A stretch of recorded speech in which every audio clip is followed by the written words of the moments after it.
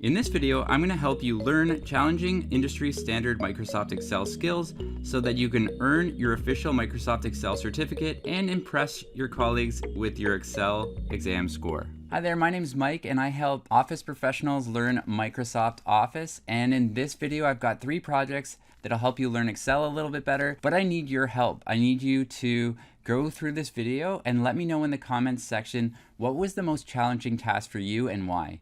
Thanks in advance. Now let's get started. Well, Justin Bieber finally did it. He finally got me to actually like something he produced. His music is garbage to me, but these Tim Biebs that they created with the help of Tim Hortons are awesome. I've tried some of them. They're pretty good. So, but they're so popular that we're going to use Excel to track the inventory on these things so they don't get sold out. So the first thing we're gonna do in this practice, I can't believe I'm doing this, is apply the title style to make the text in cell 1 stand out a little bit more. So if you want to apply a style to it, you can. So we're going to do that for this title in cell A1. And then in the home tab, there's this like styles gallery. We can click the drop arrow to open that up and then choose any style we want. We want to add the title style. So we increase the size of the font, make it look like a real title. Okay, so for step 2, we're going to, in the tax column, we're going to enter a formula that multiplies the value in the unit price column, which is right here, so the column next to it, by the 7% value here. There's a little bit of a trick. We can use a absolute cell reference. So this is all, I'm going to show you how to screw up this question and then how to fix it. So we're going to type in equal because we're doing a formula. And then we're going to grab onto this cell reference and then multiply it by the percent here. Now there's a problem with this, so it's not going to work out, but I'll show you how to fix it. But let's make the mistake first. I'll press enter, and then because we're using a table, it automatically gets copied down. And as you can see, there's something wrong here. So what you need to do is, because it's a long explanation what an absolute cell reference is, but if you basically just highlight this reference and press F4 on your keyboard, what that's going to do is it's going to hold on to this cell so that these numbers know to keep coming back to this cell instead of multiplying by like this, which would be 0, or this column. Excel kind of makes the assumption that, oh, the first one you multiplied here, so we're going to move this down to the next value. And that's sort of because Excel is good at picking up patterns, but sometimes you don't want those patterns to happen. You just want to come back to this cell. So if you press F4, those dollar signs around this cell reference will hold on to that cell, if that makes any sense at all. So you press F4, you should see dollar signs around this cell reference, which we're going to hold on to, and then press enter, and then everything works out perfectly. Anyways, that's an absolute cell reference. I won't get into explaining how that works and how it's different from a mixed cell reference, but we'll just say, you know, if you have a cell that you keep having to come back to and this gets copied down, you want to press F4 and then it'll hold on to this cell. So we'll move on to task 3. In the inventory warning column, so we want to know if our inventory is running low. If the inventory level percent is below 10%, then it's considered low. Otherwise, we're going to leave the cell blank. Okay, so there's your if function. If you have 2 outcomes, we either have low or it's not low. So we want it to sort of alert us to low or nothing at all. There's 2 outcomes there. So we know we're dealing with the if function when we have 2 outcomes. Now how we write that is a little bit more complicated. So we're going to start off with equal if, open bracket, and then I like to go into this insert function dialog box just by clicking the FX button here. And then put the box right there. Logical test. So the logical test is in the statement right after the if in this sentence. If the inventory level, okay, so let's find the inventory level percent. So if this inventory level percent is below, so we write that as less than 10. So we write 10. You don't have to put, no, we don't have to put the percent sign. This is already formatted in percent values. You're just looking for the value there. So it's less than 10, which is, this one is true. So we've got the logical test correct. Once you're done your logical test, the part where you're testing an outcome, it should say true or false if you've done it correctly, if you've completed it in this part of the formula. And then the true value is low. So it's officially low if it's below that. And then if not, this is how you leave a cell blank. So if something's false and you don't want a bunch of zeros to come, or you don't want a text value, You can just leave it blank by putting open quotation mark, close quotation mark, and then press OK. And that'll get copied down. Oh, I did need to put percent. Look, okay, I messed that up. So let's actually put the percent symbol. Okay, whew, fix that. All right, see, I like making errors and then fixing them so you can see what not to do. So there you go. Yeah, I should have put the percent symbol. So if yours has a percent symbol, put it there. If it doesn't, don't put it there. All right, all fixed, and on to task 4. Filter the data to only show merch that starts with Tim Biebs. So we only want the merch that starts with Tim Biebs. Maybe that's making us a lot of money, and we want to filter out anything that's doesn't start with that. So what you can do is click on this little filter button. There's a few ways you can do this. You can like point and click, so unselect all and just select the ones that do start with this. So that's one way. If I'm in a timed exam, that's what I'm doing. So, but you can also do text filters, and then begins with, and then just like copy and paste the Tim Biebs part. So begins with, Tim Biebs would do the same thing. Yeah, the capitalization doesn't matter either, so just press OK. And then it would filter out. Yeah, so you could do it either way. You could manually select them or choose the option to begin with, and then anything that starts with whatever you type in will get filtered out, will remain, and then you'll filter out everything else.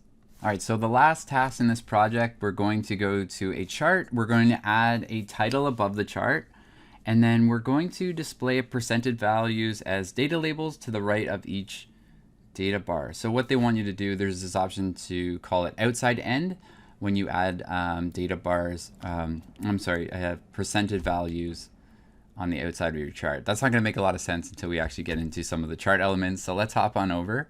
So we want to put a chart title in this chart here, and the best way to do that is to click in the chart elements, the little green plus sign. You can also do it, some people prefer this, go to chart design once you click on the chart, and then add chart elements here.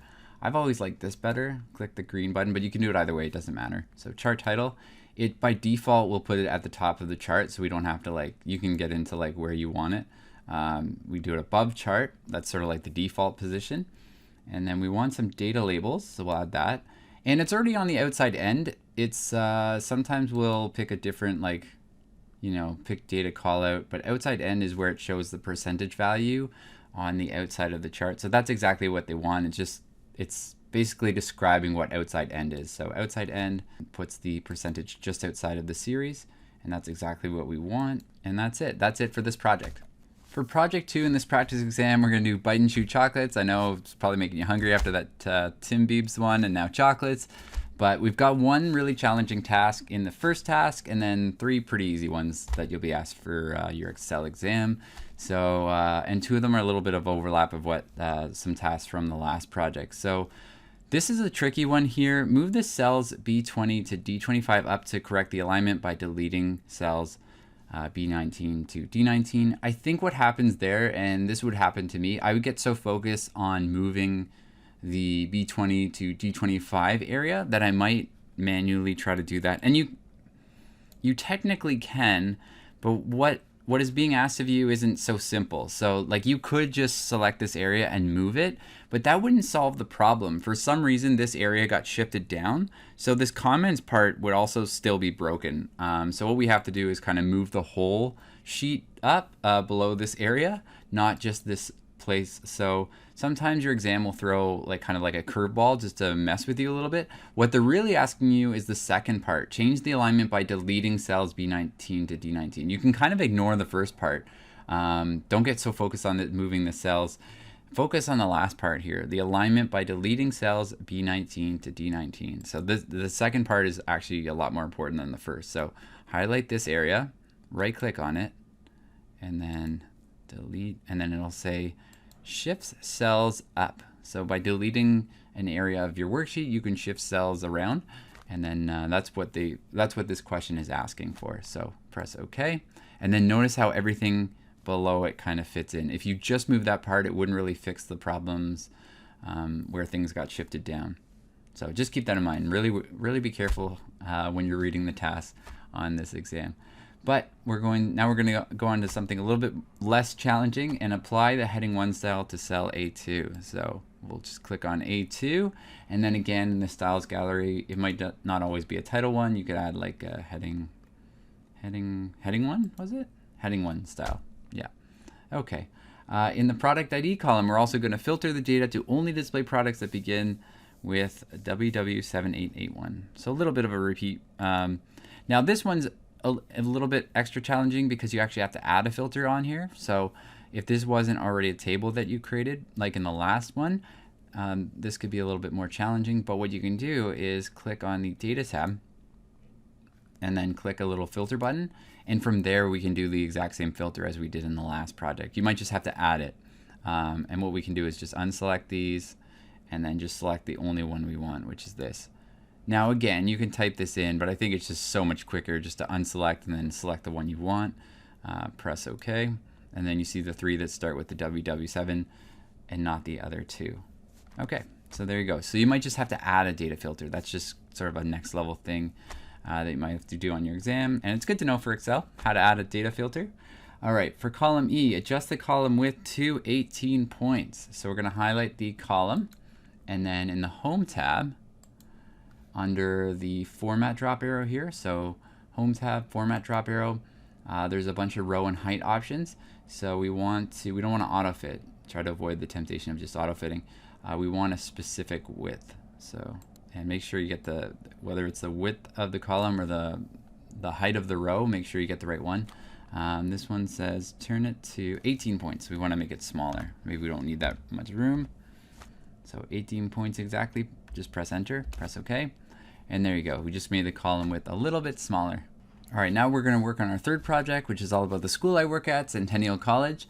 And we're going to check out some numbers and the enrollment summary and see if we can use some Excel features to kind of clean up some of our worksheets. So on the first task, we're going to, on the enrollment summary worksheet, we're going to configure cells A3 to F3 so we can automatically wrap text. Yeah, if you have text that's kind of going outside of an area here, maybe you want to contain it to this column, you can do that by wrapping the text. So just highlight the text all the way to the column F, and then in the Home tab, just click Wrap Text, which is going to wrap extra long text into multiple lines so you can see all of it.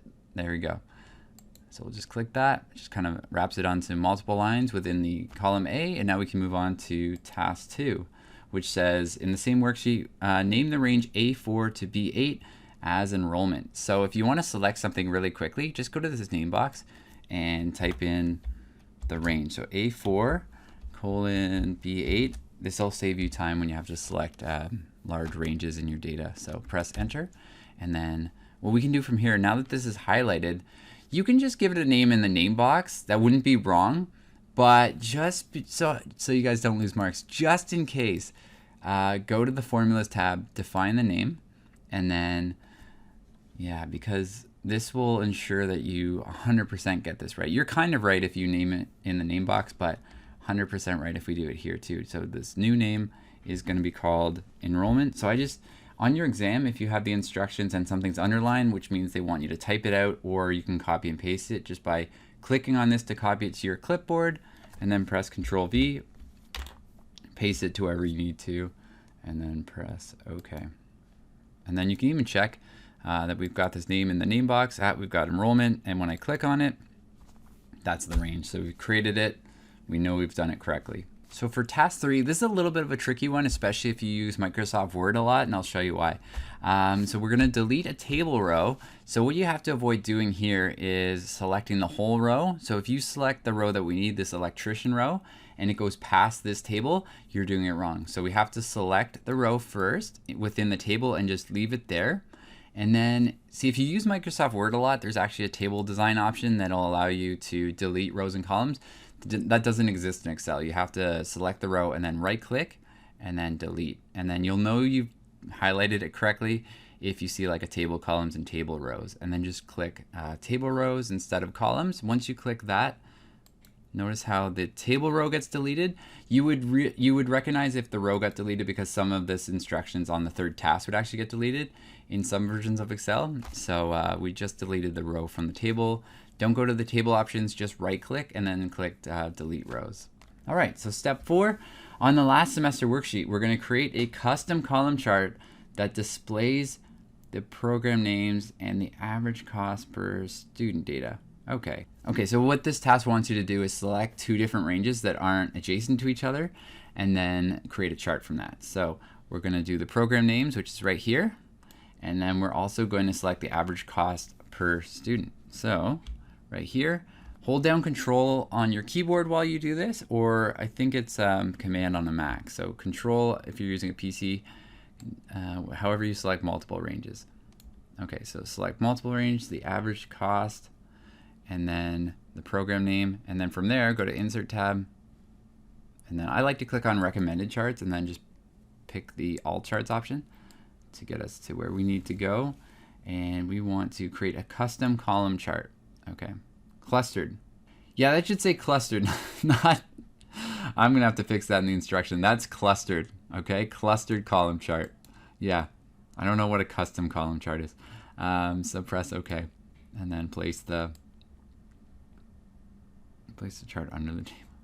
I'm gonna fix that right now. It's clustered. There's nothing. Yeah, combo chart. There's a combo chart. Clustered column chart. Yeah. Anyways, there we go. We fixed the mistake in the instructions and the wording there. Okay, so now I feel bad for making fun of geometrics. I pulled the geometrics there, making an error in my own work. Anyways, on to task 5. On the enrollment summary worksheet, swap the chart data over the axis. So my students should know that means that we're going to switch rows and columns. So what we're measuring switches by swapping the data over the Y and the X axis. We won't get into what that is. Just if you see the word swap data, it means switch rows and columns. You can read the description here.